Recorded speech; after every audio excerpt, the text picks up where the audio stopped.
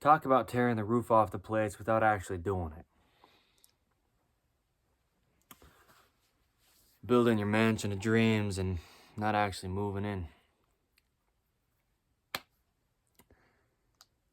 Moonlighting is something that you want to be your everyday kind of dream, but you can't seem to wake up to make it happen. Spending half your time doing it, though, you're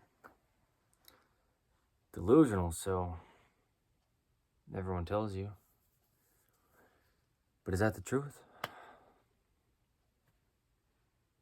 It's a big question. We can question if anything is just what it is. And everything could be different. Everything could be nothing if everything that we get just seems to fall right through the cracks. Rehearsing and rehearsing and rehearsing just to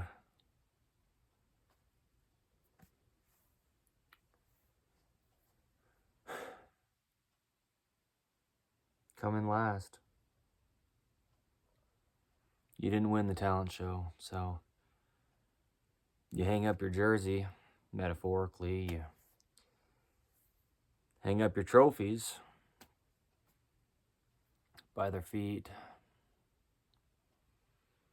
Like a bar mitzvah, you grab your bat and smack them all to pieces.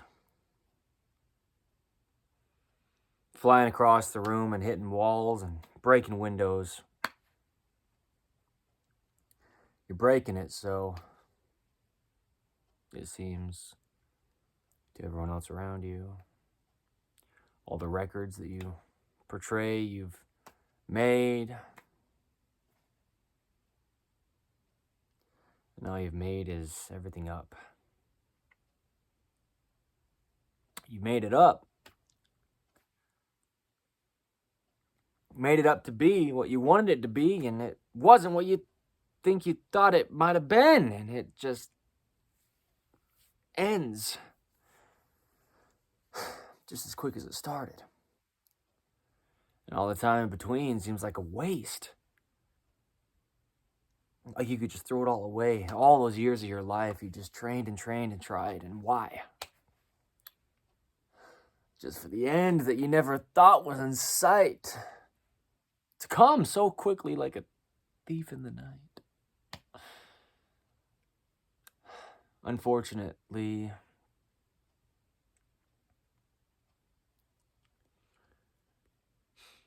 our fortune just leaves.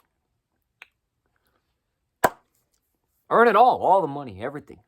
The riches, the highest pedigree of things you could possibly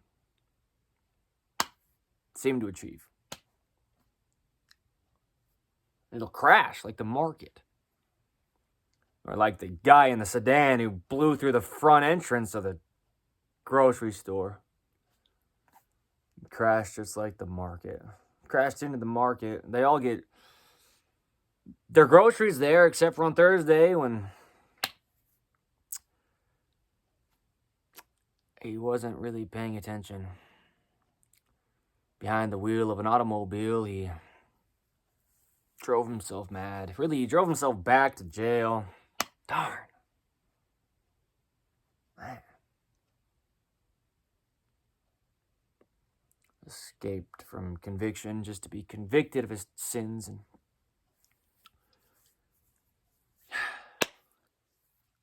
realized it's all bigger than him. Ah, man. And it's crazy, too. He was on top. He thought so, I guess. He thought he was. He thought he was there. He wasn't. Unfortunately, this is something we deal with. We'll get there and then realize we didn't. It's just over the next hill until we realize there's a mountain on top of it. You know, the foothills. And the foots kill. Their feet kill. The feet will be sore if you try to soar higher than you can fly. Your flyers that you're selling things about, advertising for something now that was different than last week because It's a Ponzi scheme. I'm just a pawn in the big old game of life. Yikes. Okay. I don't know. I mean, we can sell everything until there's nothing left to even give away. And that's what really takes courage is, what if you could run out of the inventory? Yeah, we've got so much to sell you, we'll discount it. Yeah, well, what if you don't have any product left? Huh. You'll be scrambling to try to buy it back, probably, you know. Makes sense. I mean, once a salesman, always a scam artist. Man. And then who gives me the right? Accusations out the window. Any way the wind blows. You know, if they're doing something I'm not into, I could make fun of them, right? They could do the same to me. Well, maybe it's not the best way to be. But I'll tell you one thing, you know, the thing with sales is everything goes. Like the wind when it blows after we lift the canvas of our boat. That's when we start to move. Like the inventory you had, and it's just, all gotta go, big old blowout sale, and you don't prevail. Just soon after, you know, it's like, well, I sure made a few bucks. And now what? You know, the thing about this is the opposite of selling things is gathering.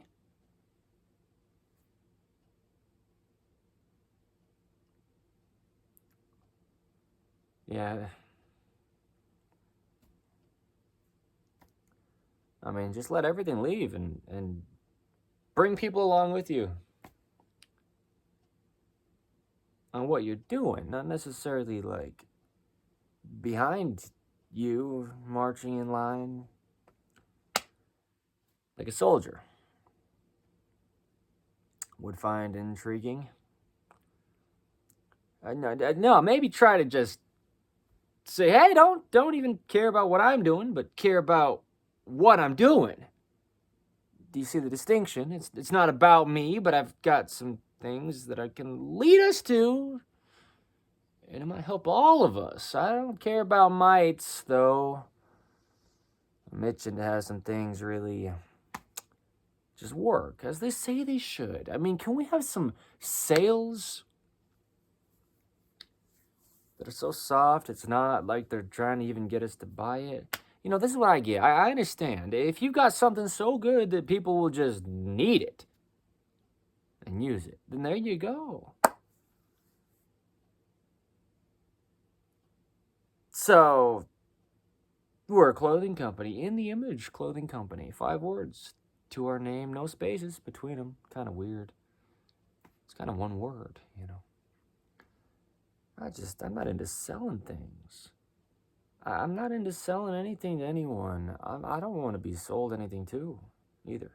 Please. Stay away from me with your sales pitches. I'd knock you out of the park and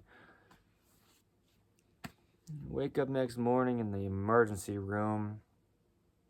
And I'll get let off with no charge, right? I mean, press charges. You were pressing me hard with all your sales, and I just told you to back up.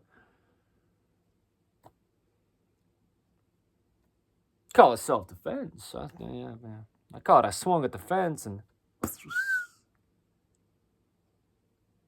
you know, get out of here. Trying to sell things to me. Nah. Anyway, you know, if you do, I like those kind of people. You can sit right down next to them and just, you see what's going on here, right? It's crazy. Holy cow. Yeah. No, I was trying to tell them the same things. Oh, man. It's rough, isn't it? It's fun, though. You know they love you, you know. Not much is said, but a lot gets spoken. Huh. That's something I could leave open to interpretation, but I'm just saying you can sit down next to someone and just not have any words really come out of your mouth, and it's like 10 years go by of bonding time. Because you know each other, you know, personally, impersonally, but impersonally, you're a person that seems to be just like the one that's sitting there next to you. And there's this bond, and it's like glue. It's not all that common to it's common to come across. It's the thing is you got to be in the right place at the right time. That should be something we could coin, like a term to use, you know, something to say, a phrase like, "Hey, you know, it's just God's timing." Wow, that sounds good, actually. That sounds good to me. Something that I don't have to decide because I don't really care about time. I'll sit there and do whatever I do for as long as I do it, and I don't care if I'm even moving, but next thing you know, I'm 8 miles down the road. Which is crazy because it's like I never even started moving. I don't even understand that, you know, a lot of the time. It's just how it works. If you're just comfortable doing what you're doing, then what you're doing is a comfortable thing to you, and then all of a sudden it's taking flight. Yeah, talk about hitting out of the park. You do. You sit down and, you know, next to someone. Maybe if you stand in there, it's better for the body to stand than to sit in a chair height position. Yeah, the hamstrings. You know, it's a muscle. Yeah, don't deactivate it by putting weight on it. Anyway, I'm just saying, you can't wait for things to happen. Things just happen if they do. If not, then well, shoot. Did you miss your shot, or did you just forget to shoot? Huh. You know, I don't really care about the timelines. It's usually before the game starts and after, when the game is over, when the most fun gets had. You get the whole family involved. You got kids out there just shooting, and they miss a lot, but they laugh about it. During the game, I don't even know if anyone's actually enjoying it. Not even the fans. They're just worried about how much money they'll lose if their team does. All this betting on things that, you know, so well until you realize you didn't actually know the outcome because God's in charge. Didn't we coin a term? I don't know what it means to coin a term, but I'll turn a coin over and flip some things on their head. Just like turning some things upside down is what I mean. Going in there with a shovel and just uprooting the place, which is hard to do when it's deeply rooted. That's good too, to stand in a holy place and be not moved. If that's what you can have happen, that's gonna be the best outcome for you. Man, there was once a man.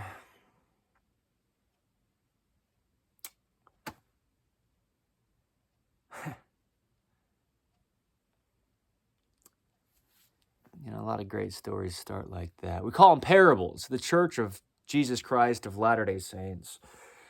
The gospel of Jesus Christ, the good news of God. I'll tell you this, you know, this is a big point that we can really, really talk about here is there's just truth to life. You don't have to be even the slightest bit religious. There's just things going on and that's it. And they're just going on. Things are just going on. Things are just going on and that's it. And I'll tell you this much, you know,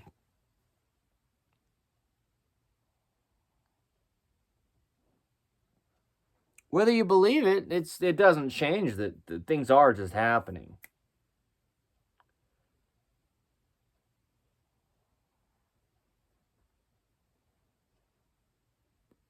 And just about never how we wanted them to. It's not my choice.